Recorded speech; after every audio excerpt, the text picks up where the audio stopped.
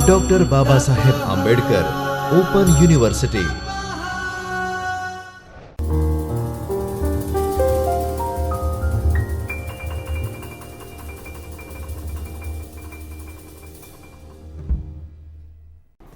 नमस्कार विद्यार्थी मित्रों, doctor Baba Saheb Ambedkar open university के चैतन्य स्टूडियो से इस आभासी कक्षा में मैं प्राध्यापिका पारुल परमार आपका हार्दिक स्वागत करती हूँ।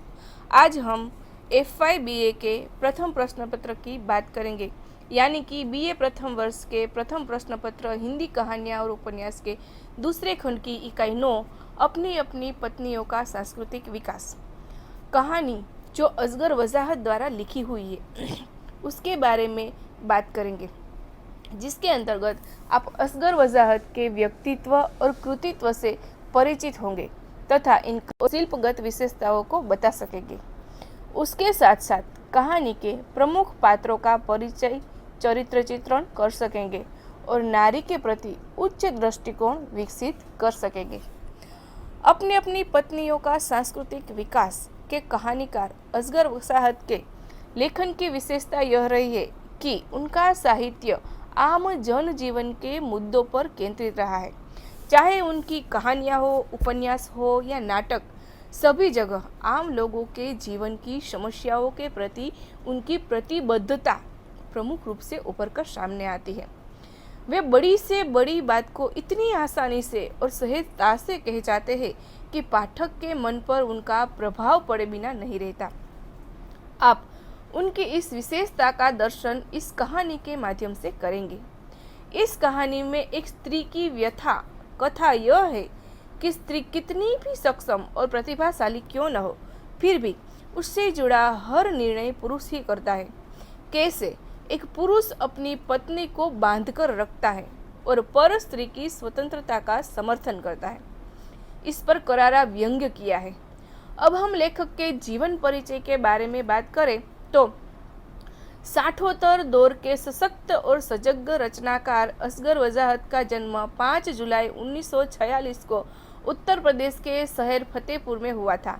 उनकी प्रारंभिक शिक्षा वहीं पर हुई और उसके बाद उन्होंने अलीगढ़ मुस्लिम विश्वविद्यालय से सन 1968 में हिंदी में MA तथा सन 1974 में PhD की उपाधि प्राप्त की।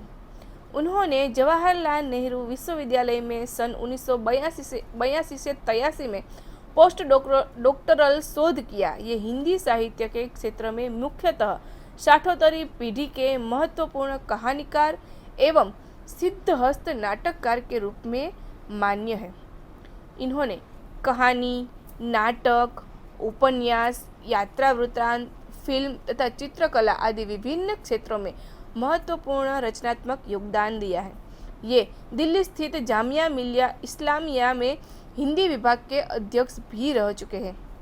अब बात करें उनके कृतित्व की, तो उनके उपन्यास में सात आसमान, कैसी आग लगाई, पहर दोपहर, बरखा रचाई, धरा, अंकुराय, गरजत बरसत, लघु उपन्यास में मनमाटी, चहारदर, नाटक में फिरंगी लौट आए, इना की आवाज़, वीरगति, समिधा, उनकी गोड़ से समाधि, रंगमंडल, नुक्कड़ नाटक में सबसे सस्ता गोश्ता, यात्रा संस्मरण, चलते तो अच्छा था, रास्ते की तलाश में, पाकिस्तान का मतलब क्या, अतीत का दरवाजा, स्वर्ग में 5 दिन, 2 कदम पीछे भी, विविध। उसके बाद कथा से इतर में जो देखें तो बाकरगंज के सैयद जो आख्यान है, ताकि देश में नमक रहे और सफाई गंदा काम है जो निबंध है, इस पतझड़ में आना पत्र है, हिंदी उर्दू की प्रगतिशील कविता आलोचना है, व्यवहारिक निर्देशिका पटकथा लेखन है आदि उनकी रचनाएं हैं। ये पिछले 30 वर्षों से फिल्मों के लिए भी लिखते रहे हैं, टेलीविज़न व फिल्म लेखन तथा निर्देशन से भी जुड़े रहे हैं। कई वृत्त चित्रों, धारावाहिकों और कुछ फीचर फिल्मों के लिए पटकथा लेखन भी इन्होंने किया है। इनकी कहानियों के अनुवाद अंग्रेजी, इतालवी, रूसी, फ्रेंच, ईरानी, उज़्बेक, हंगेरियन, पोलिश आदि भाषाओं में हो चुके हैं। असगर वजाहत नियमित रूप से अखबारों और पत्रिकाओं के लिए भी लिखते रहे हैं। 2007 में उन्होंने अतिथि संपादक के रूप में BBC वेब पत्रिका का संपादन किया था। सुप्रसिद्ध हिंदी पत्रिका हंस के भारतीय मुसलमान वर्तमान और भविष्य विशेषांक का तथा वर्तमान साहित्य के प्रवासी साहित्य विशेषांक का संपादन भी उन्होंने किया था। पुरस्कार में जाने तो असगर वजाहत को अब तक हिंदी अकादमी द्वारा श्रेष्ठ नाटककार सम्मान 2009-10, आचार्य निरंजन नाथ सम्मान 2012, संगीत नाटक अकादमी सम्मान 2014, हिंदी अकादमी का सर्वोच्च सलाहकार सम्मान 2016, कथाक्रम सम्मान और इंदु शर्मा कथा सम्मान आदि कई पुरस्कारों से सम्मानित किया जा चुका है। अब हम कथा वस्तु की कहानी के बारे में जाने तो प्रस्तुत कहानी का आरंभ मध्य प्रदेश के छोटे से स्टेशन से होता है। लेखक एक लो बजट की फिल्म बनाने के इरादे से गांव में स्थान देखने आते हैं। इसी सिलसिले में उनकी मुलाकात कुंवर साहब से होती है। उन्होंने हर तरह की मदद का वायदा किया था। कुंवर साहब अपनी हवेली को कस्बे से दूर नर्मदा नदी के उस पार लगभग उजाड़ से जंगल के बीच बसी थी। शूटिंग के लिए उपलब्ध कर देते हैं, जिसका वर्णन लेखक ने बखूबी से चित्रात्मक ढंग से किया है। लेखक को अपने फिल्म की शूटिंग के अनुरूप स्थान मिलने से तत्काल ही उनकी समस्या का हल मिल गया था। ये उन दिनों की बात है जब लेखक को फिल्मों का चस्का लगा हुआ था।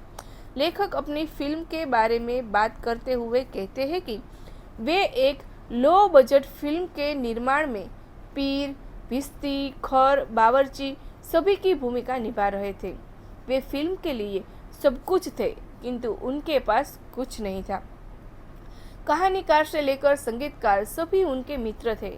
उनका यह पहला प्रोडक्शन था। यह चुनौती उन्हें पसंद थी। शूटिंग किसी ऐसे कस्बे में हो रही थी जहां सिनेमा हॉल भी न था। कस्बे के लुच्चे, लफंगे, दुकानदार, ठेकेदार, कर्मचारी, नेता, अध्यापक, कंपाउंडर, सम्मानित लोग सब सहयोग दे रहे थे।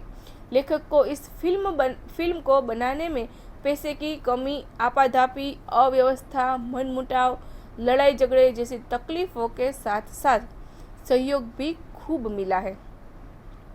सहयोग देने वालों में एक ओवरसियर, जिन्हें सब इंजीनियर साहब कहते थे, बहुत सक्रिय थे।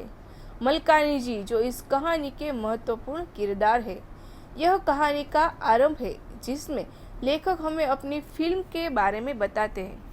फिल्म की टीम निर्धारित समय के बाद कस्बे तक पहुंचती है, वह भी इस तरह जैसे थके हारे योद्धा घर लौटते हैं। प्रोडक्शन मैनेजर कम खर्च करने के लालच में अलग अलग प्रकार के सस्ते रास्ते चुनता है, जो बड़े ही महंगे साबित होते हैं। बचे हुए पैसे शराब में और पुलिस की जुर्माना देने में ही खर्च हो जाते हैं। लेखक ने अपने साथियों के सफ़र का वर्णन बड़े ही रोचक ढंग से किया है। लेखक यहाँ पाठकों को उस दुर्दशा से अवगत कराना चाहते हैं जो कहानी में नायक की शराब पीने के बाद होती है। बुरी चीज़ों का परिणाम सदैव बुरा हो ही जाता है, और दूसरी बात यह कि सस्ती चीज़ों के पीछे कई बार बहुत महंगी कीमत चुकानी पड़ जाती है। उसके बाद सारी दिक्कतों को झेलती हुई यूनिट, जिसमें 30-40 लोग थे, रात में 2 बजे कस्बे पहुंची तो उन्हें वह मकान नहीं मिलता है जो उसके रहने के लिए लिया गया था। मकान एक सज्जन अध्यापक ने बिना पैसे लिए दिया था, पर शौचालय न थे। शौचालय टाट का पर्दा लगाकर बाहर बनाए थे, जो यूनिट के आगमन की रात तेज बारिश और आंधी के कारण गिर गए थे। जब यूनिट आई तो खुला मैदान था। मर्दों को तो बहुत दिक्कत नहीं हुई, पर हीरोइन परेशान हो गई। उन्होंने कहा कि वे फौरन वापस जाना चाहती है।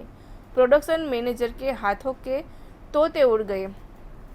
बहरहाल किसी तरह इस समस्या का समाधान किया गया, लेकिन समस्याएं कम न थी। कस्बे में पेट्रोल न था।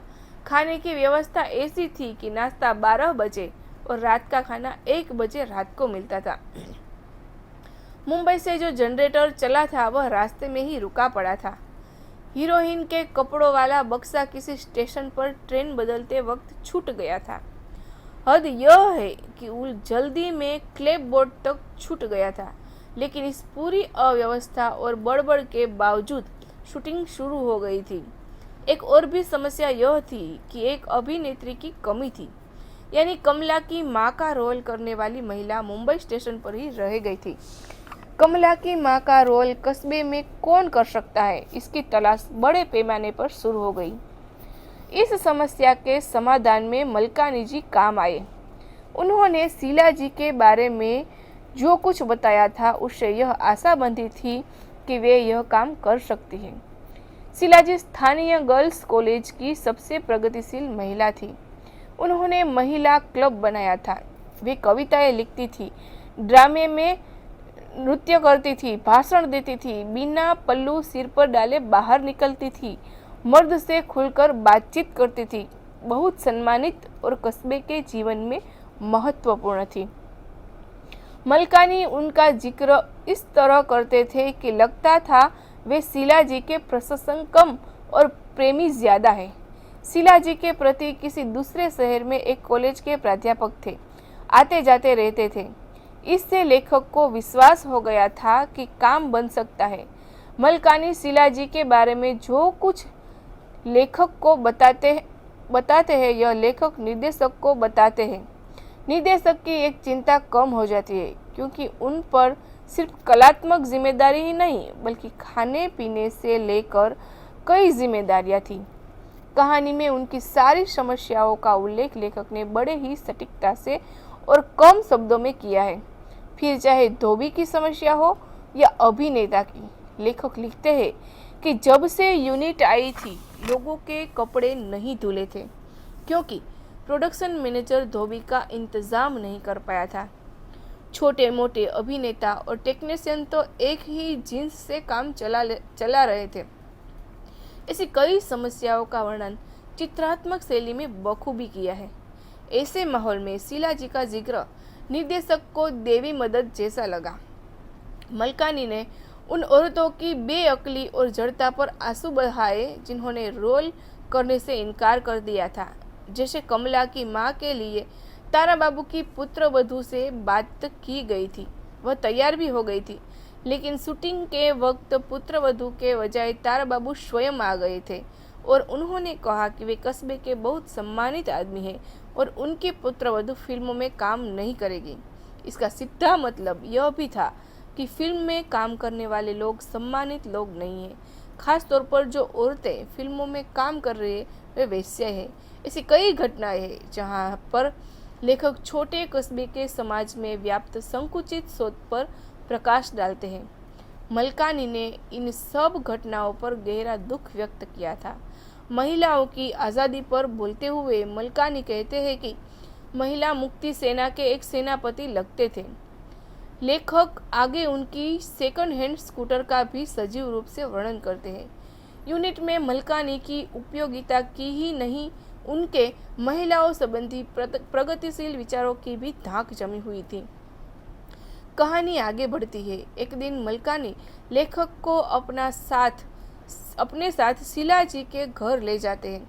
उनके साथ स्कूटर पर बैठकर शीला जी के यहाँ जाते समय रास्ते भर मलकानी शीला जी की ही बातें करते रहे और यकीन दिलाते रहे कि शीला जी बहुत उदार, प्रगतिशील, साहित्यिक और जनवादी विचारों की महिला है। आखिरकार उनके घर पहुंच गए। दरवाजे पर लगे बोर्ड पर शीला दीक्षित एमए हिंदी, एमए संस्कृत लिखा देखकर लेखक प्रभावित हुए। परिचय आदि के बाद वे असली बात पर आ गए। मलकानी के कहने के बाद लेखक ने औपचारिक अनुरोध किया। बहुत मारक ढंग से मुस्कुराकर बोली, लेकिन मैंने तो कभी किसी फिल्म में अभिनय नहीं किया है। मलकानी ने कहा, लेकिन आप नाटकों में अभिनय ही नहीं निर्देशन भी करती है। यह रोल आपसे अधिक अच्छा कोई और नहीं कर सकता। फिर उन्होंने कई बहाने किए, जैसे स्कूल में परीक्षाएं होने वाली है, कोर्स खत्म नहीं हुआ है और उनका बेटा आने वाला है, उनकी तबीयत कुछ खराब है। फिर उन्होंने इसी तरह की 2-4 बातें और कही, लेकिन मलकानी बहुत समझदारी और चतुराई से उन्हें काटता रहा। दरअसल मुश्किल से एक दिन का काम है। जब आप कहेगी तब ही हो सकता है, चाहे तो वे सीन इतवार के दिन कर लेंगे। किंतु शीला जी संकोचवश कुछ निर्णय नहीं कर पाती। इस प्रसंग के संवाद बड़े ही रोचक बन पड़े हैं। उसी समय उसके पति का आना कहानी को एक नया मोड़ देता है। पति के पीछे पीछे शीला जी भी अंदर चली जाती है। मलकानी लेखक को उनका परिचय देते हैं और कहते हैं कि डॉक्टर दीक्षित है शीला जी के पति, बहुत विद्वान आदमी है, अर्थशास्त्र में आगरा से पीएचडी किया है, जबलपुर में वरिष्ठ अध्यापक है। फिर वे दोनों काफ़ी देर तक चुपचाप बैठे रहे। कुछ देर बाद शीला जी बाहर आती है और यह कहकर अभिनय करने से इनकार करती है कि ऐसा है मलकानी जी, ये मना करते हैं। तब मलकानी जी का चेहरा फीका पड़ जाता है। मलकानी बिल्कुल खामोश हो जाते हैं। उनके विश्वास को ठेस पहुंचती है। लेखक सोच रहे थे कि मलकानी की प्रगतिशीलता, महिला मुक्ति आदि पर शीला जी को व्यवहार ने ठुकराघात किया था। वापस लौटते समय मलकानी ने पान की दुकान पर स्कूटर रोक दिया। मलकानी का चेहरा लाल हो गया था। वे बोले, आप समझे, वह आदमी शीला जी के सांस्कृतिक विकास में एक बाधा है। साला बड़ा प्रोफेसर बना फिरता है। 3 बच्चों की अम्मा को कोई उठा ले जाएगा। क्यों पढ़ाई लिखाई सब गधे पर लाद दी है उसने। इससे तो अच्छा था कहीं क्लर्क में लग जाता। पक्का पुरातन पंथी और जड़ व्यक्ति है। आधुनिक विचार तो उसे छू तक नहीं गए हैं। बहुत देर तक मलकानी ऐसी ही बातें करते रहे। कहानी का अंत बहुत ही रोचक है। जब मूड ठीक करने के लिए मलकानी जी लेखक को उनके घर चलकर विस्की पीने का आमंत्रण देते हैं तो लेखक मना नहीं कर पाते, उनके घर चल देते हैं। मलकानी जी के घर पर मदिरा पान की महफिल जमती है, जहां मलकानी जी अपने तीनों बच्चों को अपनी खिदमत में लगा देते हैं। एक 6-7 साल की लड़की आ गई। मलकानी बोला, 2 शीशे के गिलास ले आओ और मम्मी से कहो पकौड़ी बना ले। लड़की चली गई। उसने फिर आवाज़ दी। लड़की अपने पानी लाने और अपने जूते मोजे अंदर ले जाकर अंदर से चप्पल लाने के लिए कहा। कुछ देर बाद मलकानी जी का लड़का पकौड़ी लेकर आ गया। मलकानी ने उससे लेखक को नमस्ते करने के लिए कहा। इसके बाद मलकानी की सबसे छोटी 2-3 साल की लड़की उसकी चप्पलें लेकर आई। दोनों बच्चे सामने तख्त पर बैठ गए। वह अपने छोटे बच्चों के सामने शराब तो पीता ही है, साथ ही उन पर अपना हुक्म भी चलाता है। इस दृश्य के माध्यम से हमें मलकानी की अनैतिकता और दोहरी मानसिकता के दर्शन होते हैं। लेखक ने उनसे छोटी मोटी बातें की। फिर अंदर से कुछ ऐसी आवाज़ आई जैसे परात पर चमचा बजाया गया हो। मलकानी ने अपने लड़के से कहा, देखो मम्मी बुला रही है, गरम पकौड़ी ले आओ। लड़का तुरंत अंदर गया और गरम पकौड़ी ले आया। फिर मलकानी ने हंसकर जोर से आवाज़ देकर पत्नी से कहा, चटनी भी बना लो, ये बहुत बड़े लेखक आए हैं हमारे यहाँ। कुछ देर बाद फिर परात बजी। मलकानी ने कहा, बेटी अंदर जाओ, चटनी ले आओ। लड़की अंदर गई और चटनी ले आई। फिर दोनों बैठे शराब पीते रहे, बातें करते रहे। शाम के 7 बज गए। अंदर फिर परात बजी। अब की बार मलकानी खुद उठकर गया और वापस आकर बोली, आपकी भाभी जी कह रही है अब खाना यहीं खाकर वापस जाना। इस पर लेखक मना करते हुए वहाँ से चल देते हैं। चलते चलते वे मलकानी के उस वाक्य के बारे में सोचते हैं जो उन्होंने डॉक्टर दीक्षित के बारे में कहा था कि वह आदमी शीला जी के विकास में बाधा है। वास्तव में लेखक को मलकानी के महिला संबंधित खोखले आदर्शों और कुंठित विचारधारा का पता चल चुका था। इस प्रकार यह कहानी लेखक की उच्च कोटि की रचना है। अंत में मलकानी जी के नारियों के प्रति जो प्रगतिशील विचार थे वे खोखले साबित होते हैं। परस्त्री स्वतंत्रता की हिमायत करने वाले अपनी पत्नी को ही पर्दे में रखते हैं। अब बात करें कहानी के पात्रों की, तो इस कहानी में कुछ पात्र प्रत्यक्ष और परोक्ष रूप से कहानी को आगे बढ़ाते हैं। प्रस्तुत कहानी में प्रमुख रूप से 3 पात्र हैं, लेखक, मलकानी और शीला जी। गौण पात्र भी है जो सीधे सीधे हमारे सामने न आकर भी कहानी को आगे बढ़ाने में सहायक सिद्ध होते हैं, जिनमें फिल्म निर्देशक, शीला जी के पति, कुंवर साहब, मलकानी जी की पत्नी तथा बच्चे जो कुछ देर के लिए आकर चले जाते हैं। इसमें मलकानी प्रमुख पात्रों में से एक है। सहयोग देने वालों में एक ओवरसियर, जिन्हें सब इंजीनियर साहब कहते थे, बहुत सक्रिय थे। वे अपने को कवि समझते थे। मलकानी शीला जी का जिक्र इस तरह करता था जैसे वे उनकी स्वप्न सुंदरी हो। उनके बारे में कुछ कहते हुए मलकानी दूसरी दुनिया में पहुंच जाता था। शीला जी के बारे में बताते बताते यह भी स्पष्ट हो जाता था कि मलकानी किस तरह की महिलाओं को आदर्श मानते हैं। मलकानी की महिलाओं संबंधी धारणाएं बहुत उच्च कोटि की और बहुत आदर्श लगती थी। दरअसल मलकानी जी चाहते थे कि शीला जी फिल्म में कमला की मां का रोल करे, इसलिए मलकानी जी शीला जी को फिल्म की कहानी और रोल समझाते हैं। पर अब शीला जी को उनका पति अभिनय करने से मना कर देता है। तब मलकानी जी कहते हैं कि वह आदमी शीला जी के सांस्कृतिक विकास में एक बाधा है। किंतु जब लेखक खुद मलकानी के घर जाता है तब देखता है कि मलकानी खुद अपनी पत्नी के विकास में एक बाधा रूप है। मलकानी के खुले विचारों की पोल वहीं पर खुल जाती है। उनके खोखले आदर्श सामने आ जाते हैं। दूसरी महत्वपूर्ण पात्र है शीला जी, जिनसे कहानी में जान आती है। यदि शीला जी न होती तो कहानी ही अधूरी रह जाती। शीला जी पढ़ी लिखी सुसंस्कृत महिला है। प्रस्तुत कहानी में लेखक ने मलकानी की बातों द्वारा शीला जी का चरित्र किया है। ये कहते हैं कि मलकानी शीला जी की प्रगतिशीलता का वर्णन करते समय यह जाहिर करते थे कि शीला जी न होती तो इस कस्बे में प्रगतिशीलता न होती। अन्य गौण पात्रों में शीला जी के पति डॉक्टर दीक्षित पीएचडी और वरिष्ठ प्राध्यापक थे। किसी दूसरे शहर में एक कॉलेज के प्राध्यापक थे जो आते जाते रहते थे। कुंवर साहब का पात्र भी सबसे आवश्यक है। लेखक की फिल्म में महत्वपूर्ण सहयोग कुंवर साहब का था। कुंवर साहब भूत भविष्य वर्तमान से परे थे। खानदानी शराफत उनमें कूट कूट कर भरी हुई थी। उन्होंने लेखक से हर तरह की मदद का वायदा किया था। बल्कि कहना चाहिए उनके सहयोग के कारण ही लेखक को कस्बे का व्यापक समर्थन मिला। चिंतन का दूसरा बिंदु प्रगति होने का दिखावा करने वाले लोगों की दूरी मानसिकता है, जिससे लेखक ने बखूबी मलकानी के चरित्र के जरिए उभारा है। अपनी अपनी पत्नियों का सांस्कृतिक विकास इस शीर्षक के साथ ही लेखक अपने व्यंग्यात्मक मंतव्यों को उजागर कर देते हैं। कहानी का उद्देश्य बेहद साफ हो जाता है।